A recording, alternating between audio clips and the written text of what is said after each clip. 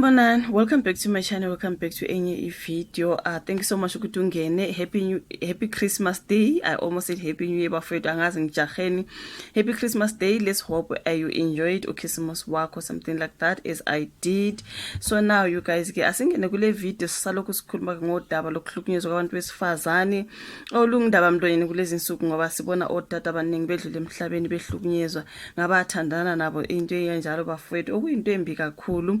Nabobhuti labaqede bayibulale after that umunye obulale nengane into ezinjalo bafowethu ezimbi kakhulu ezenzekayo kulonyaka 2024 mina ngithi nje awuphele unyaka ka2024 because I think we've had enough awuphele nje mhlambe sothi ungena ku2025 kube khona nje ushintsho indlela abantu benza ngayizinto and yeah kukhona lunye udaba laphana ukuthi akuvela ke eyokuhlutshwa isoka komunye obulawe ngesihluku ukhona wesifazana oye wabulawa ngesihluku omunye nje bafowethu ongabaliwe kule video engike ngayenza khona ivideo engiyenzile make sure you watch it. I'll make sure I pin it kule video. Bebebala nje igameko zonke zokubulawa kwabantu besifazana ababulewe ngamadoda wabo bebezibalile nje igameko. Ngiyacabanga ukuthi lesi mhlambe asibaliwe so make sure you watch that particular one. Lona kuthiwa ngumufi unkosikazi Amanda Malazo kuthiwa ke ubulawe isoka lakhe ngesihluku. So wow, can you just imagine kanti ayipheli ngani le ndaba bafethu abantu besifazana belokhu bephela kanje ezandleni zamadoda wabo ama boyfriend or whatever husband. Ayipheli ngani le ndaba bafethu kanti kwenza is it a trend or something? So angazi kuthiwa ke yena ke ngathi ubebekezelela ke ukuhlukunyezwa lo dade sibalo ke unkosikhona acele ephepheni isolezwe na ukuthi ubebekezelela ukuhlukunyezwa esifazana wasempophomeni okuthiwa ke ugwazwe isoka lakhe wafa ngemuva kwengxabano ebishubile phakathi kwabo. Can you just imagine bafethu? Kobe ngikusho ukuthi nje uma ubona argument mangabe vele nje uhlukumezekile kule relationship ungasavaleli isithwala imthwalo yakho vele uhambe. Ukuvalela isekhona ukuzokwenza ukuthi ngiqale uku-arguisha futhi and all that awuthi nje uma ngekho akupakisha into zakho akuphume kuleyo ndawo usaphila bashilo kule video bathi umuntu akaphume esaphila bafowethu manje nimbona umuntu ehlukumezekile ehlushwa iboyfriend or husband mkhuthazeni nini niphila naye ningabuki nje kuphela niyeke mkhuthazeni akapakisha into zakhe phuma usaphila madodana ukuthi ugcine sohambile kuthiwa ke kubonakala ngathi udadele kwelo ubehlukumezekile ubehleli nje ehlukunyezwa bafowethu so emveni kwengxabano ebishubile ke wase uyabulawa kanjalo umufi unkosikazi Amanda Malaza kuthiwa ke ubulawe isoka lakhe sorry for that elisagcwele amathafa namanje nawe iphepha likhulume nomalume kamufi umnumzana uNkosinathi Mhlabonzima Xaba okuveze ngokusobala ukuthi umshana wakhe ubesesandleni ke ubesesandleni sendoda engumhlukumeze nawe uqale ngokuveza ukuthi ke umnyombo wengxabano yalaba ukuthi umufi ubefuna ukuyovakashela oanti bakhe embali umsole shaya phansi ngonyawo wagcina ke ngokumbulala kusho ukuthi nje befuna ukuyovakashela somewhere bekungafanele ukuthi ahambe wagcina ke ngokubulawa after an argument. Can you see what I mean? Uqaleke ngokudalula ukuthi laba babili bebekipitile futhi sekuphele isikhathi eside bethandana wathi umshana wakhe ikhanda lakhe beselitobozela njengamatamatisi njengoba ke umsolwa kuvela ukuthi uqale ngokumgqubuza odongeni ngaphambi kokuba amgwaze ambulala. Can you just imagine that? Kanti abantu babuya phi bafowethu? Why are people so horrible? Hey? Uveze ukuthi umfowabo kaMsolwa naye uthelwe ngamachaphazelo ngoba isimo sakhe sisibi kakhulu esibhedlela njengoba ke naye bamgwazile ngesikhathi zama ukulamula. Okay, uthe uyangenelela alamule ke wase naye uyagwazwa.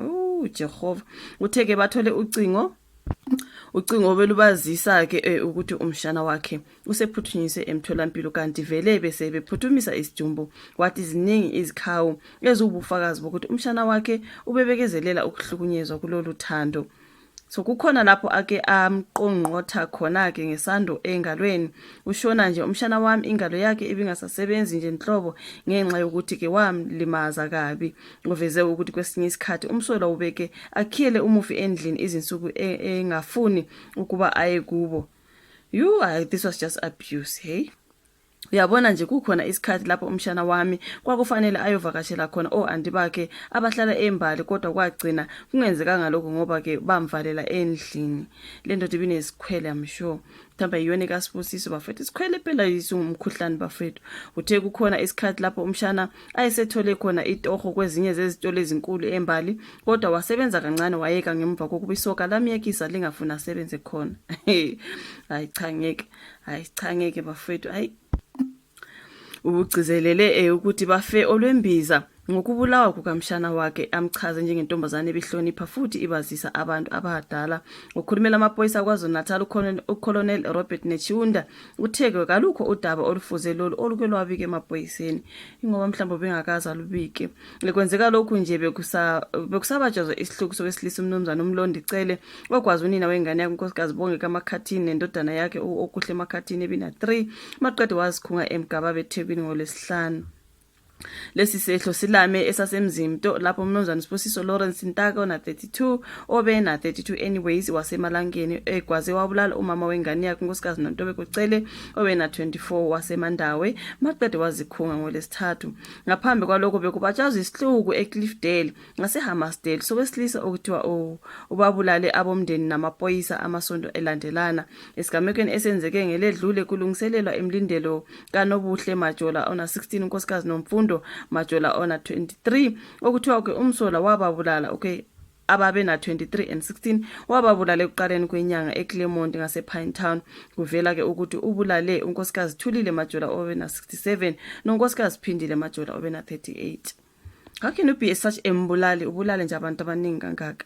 Akagcinanga lapho wabulala amaphoyisa amabili esasiteshi saseHammersdale abebizelwe endaweni yesigameko uCaptain Navin Petha obengumphathi westation warrant officer Dumisani Ndlovu obengumphathi wabaseshi.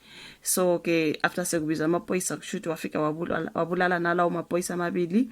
Hayi bafethu cha usukumbulalo osabisayo ngempela. How can you just kill all those people? Niyazibona bafethu izigabeko zokubulawa kwabesifazane and all that. Ayingeke bafethu kuningi shema so sikhuluma nje ngalona emva kaloya obulale umama wengane yakhe nengane ena 3 kuvela lolo ke olukankosikazi Amanda Malaza. Hayi bafethu ngeke awuphele nje lo nyaka mina I'm so tired of these stories. Awuphele nje lo nyaka kuningi it's enough.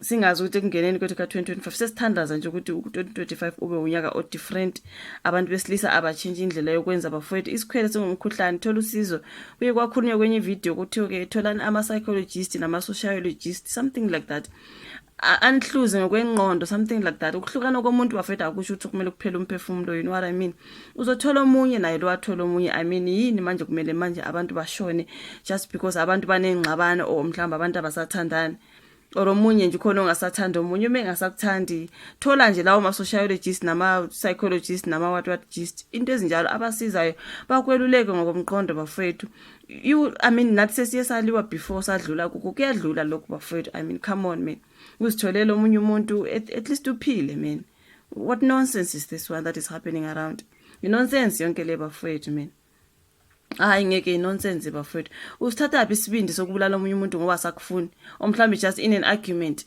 omgwazi omunye umntwana nje ubuyithatha ifoni wenza ivideo it's just so scary man it's so demonic so evil like angazi ngathini it's just kuningi man awuphele nje lo nyaka uvalwe bafethu ayingeke kuyangithusa nje ukwazi ukusasele more 6 days to come ukuze sivale 2024 sikhathele nje ilezi izinto nje that's just enough.